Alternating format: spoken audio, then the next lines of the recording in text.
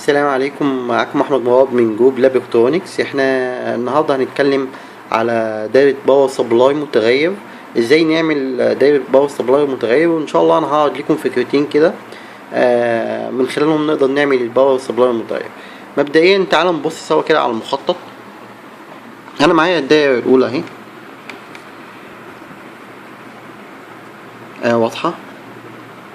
هو هنا عامل تلات ترانزستور كل ترانزستور فيهم متوصل تعتبر زي على التوازي مع الترانزستور التاني. فاحنا ايه هنبص للتلات ترانزستور ده ان هم كانهم ترانزستور واحد. هو الهدف من كده ان هو عايز ياخد قدره اعلى، يعني فاحنا كاننا هنلغي الترانزستور دوت وهنلغي الترانزستور دوت ومعانا الترانزستور دوت. هو بياخد من على المشع بتاعه الحمل، تمام. وهنا المجمع واخد على طول جهد، وهنا القاعدة، والقاعدة بيبدأ يسلط عليها جهد طبعا عن طريق قمة متغيرة. وهنا طبعا بيحاول يثبت الجهد بقدر من الإمكان عن طريق الدايود زينر الدايود زينر اللي احنا شايفينه. وفي نفس الوقت المكثف ده عبارة عن ان هو برضه بيثبت الجهد على القاعدة بحيث ان هو يضخ او يعني يسلط الجهد على القاعدة بحيث ان هو يثبت الجهد عند الخارج. وطبعا هو مستخدم هنا دي سي، هو عادي بحيث ان هو يدخل جهد ومحوله. وطبعا هنا مكثف التنعيم وعامل تغذية للدايرة زي ما احنا شايفين. وهنا طبعا مكثف برضو عشان تنعيم الخارج زي ما احنا شايفين. المكثف ده في الغالب اللي هو 104، وده المكثف في 100 مايكرو. وده زينر كده، هو طبعا بيستخدمه 1 واط. فاحنا هنستخدم ممكن نستخدم 4 زينر ونوصلهم مع بعضيهم على على التوازي عشان ناخد نفس القدرة، تمام. وطبعا الزينر ده زي ما احنا اتفقنا ان هو عملية تنظيم للجهد على على القاعدة، بحيث ان الجهد ما يزيدش او يقل فجأة، ويثبت الخارج عندنا. ده تقريبا اللي هي الدايره ديت الاولى اللي هي عندنا. فكرتها بسيطه جدا، وزي ما احنا شايفينها هحاول اوضح الصوره شويه.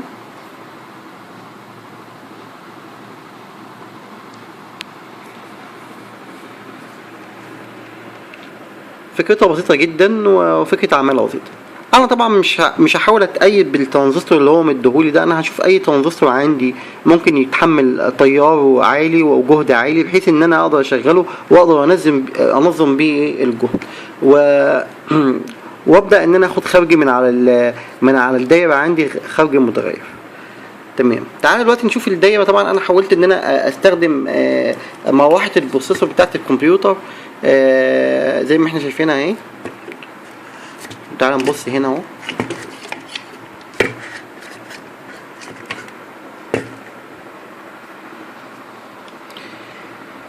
هو ده الاي سي اللي انا قلت لكم عليه. انا لغيت طبعا فكره ان احنا نحط 3 اي سي هات، انا اسف، 3 ترانزستورات على التوازي، ونستخدمنا الاي سي الترانزستور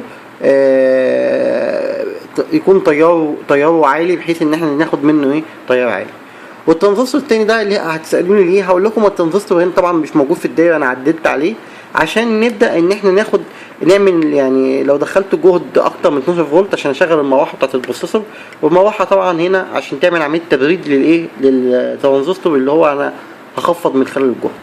فالترانزستور ده هو المسؤول عن تخفيض الجهد للدايره بتاعتنا، تمام. الترانزستور دوت، وده المسؤول عن تشغيل يعني توفير الجهد للمروحه بحيث ان هو ما يزيدش عن 12 فولت.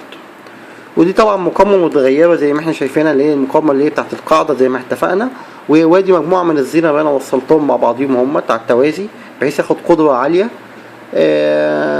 وهنا ده الترانزستور اللي هو 104. وهنا المكثفات، طبعا المكثف انا حبيت ان انا اخد طبعا اديله يعني مكثف هنا مثلا 100 مايكرو، اديته مثلا 50 فولت على اساس ان انا برضه انا اقدر ادخل دخل يكون كويس على على الدايره بدون مشاكل، تمام. تعالى بقى نبص على الدايره وهي شغاله. هو الخارج بتاعها اهوت، الخارج بتاعها اهوت. انا طبعا ادي الخارج اهو، ادي السلكه التانية، وانا طبعا موصله على الايفو، تمام. والدخل بتاعها اهو. تعالى بقى هنوصل الدايرة اهي.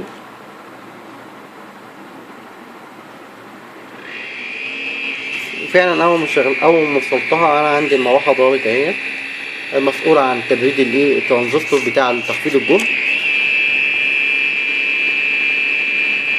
وطبعا زي ما احنا اتفقنا ان دوت بيوفر الجهد للمروحة اللي هو 12 فولت ما يزيدش عنهم.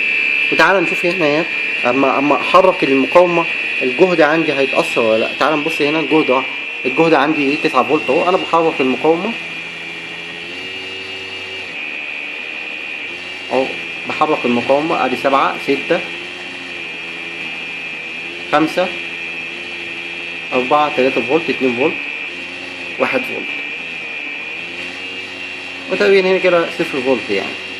يبقى انا اما بحرك المقاومة اهو، بحرك المقاومة ببدأ اغير في الفولت عندي زي ما انا عايز.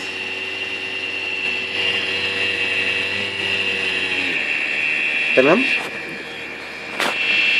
دي الفكرة الأولانية اللي أنا عملتها. وطبعا التبريد هنا عن طريق المروحة طبعا تبريد عالي جدا وكويس جدا، وأقدر أجمع الباور دوت أو الوحدة دي في باور سبلاي كمبيوتر، أقدر أخليه باور متغير زي ما احنا شايفين. تعال نبص على الفكرة التانية.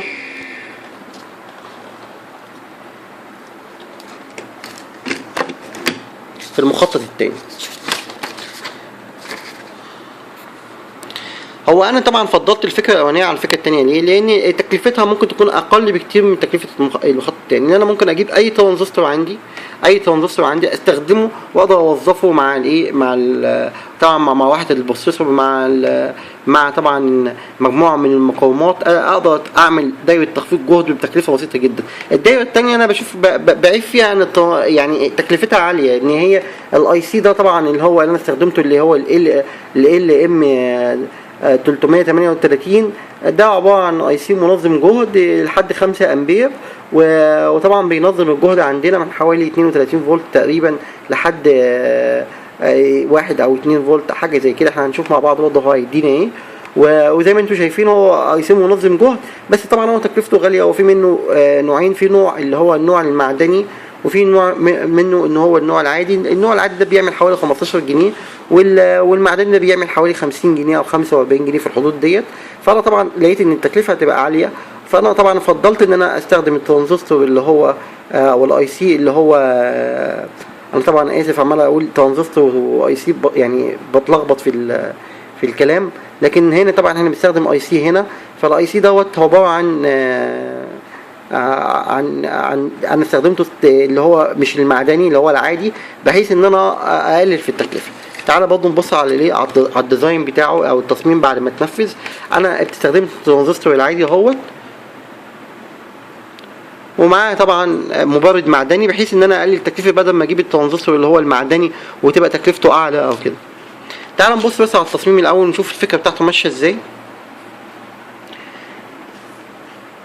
مبدئيا انا حبيت اخرج شاشه تقرا الفولت. فطبعا الشاشه دي بتشتغل بتشتغل ب 5 فولت، فعملت لها منظم فولت اهو. عندي 5 فولت، المنظم الفولت ده بيخرج 5 فولت للشاشه، بحيث ان انت طبعا ما تزودش الفولت عن 5 عشان الشاشه نفسها ما تتحرقش، وهي دي اللي هتقيس الفولت بتاعنا. وطبعا الاي سي الثاني اللي احنا اتفقنا عليه اللي هو ال ام 338 ده عباره عن اي سي هو عادي. وهنا ركبت هنا للداية بيان بس تبين ان انت مشغل الاي سي. وهنا طبعا ده لتنعيم الجهد اللي داخل المكثفين دولت.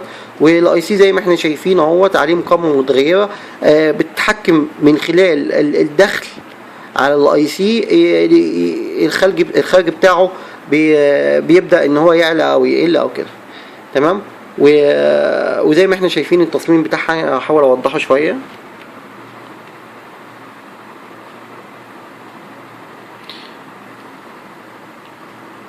تعال بقى نشوف الدايره دي يعني اثناء تشغيلها عامله ازاي. اهي الدايره اهي بعد تشغيلها اهي. الشاشه طبعا دي قايسه الفولت عندي، والدايره اهي من جوه اهي شكلها اهيت. وزي ما احنا اتفقنا الترانزستور الاولاني الترانزستور ده او يعتبر الاي سي دوت ده بينظم للشاشه 5 فولت، والتاني ده عباره هو اللي بيغير الفولت للمتغير. وهنا في مقاومه متغيره. تعال نبص كده اما بغير في المقاومه. ادي بقى 7 فولت، ده كده بزيادة. تعالى نقلل بقى.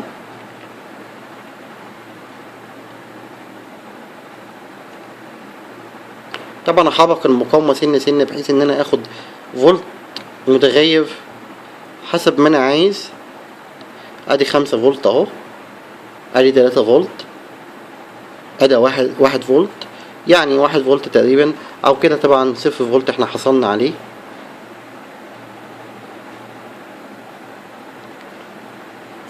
عايزين بس ننوه على حاجة مهمة جدا في الشاشة اللي احنا شايفينها، اللي هي تعتبر زي افوميتر صغير بيبقى فيها مقاومة متغيرة بمسمار اهي. مش عارف هي واضحة كده ولا لأ. المقاومة دي بمسمار تقدر تغيرها بحيث ان انت تظبط حساسية الشاشة او حساسية القياس بالظبط، بحيث ان هو يدي قياس مظبوط للشاشة. دي المقاومة دي.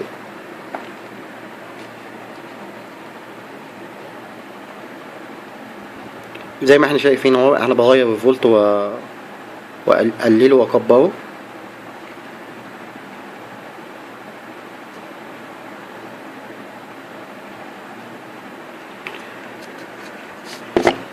وادي تصميم الدايرة بعد التنفيذ اهيت.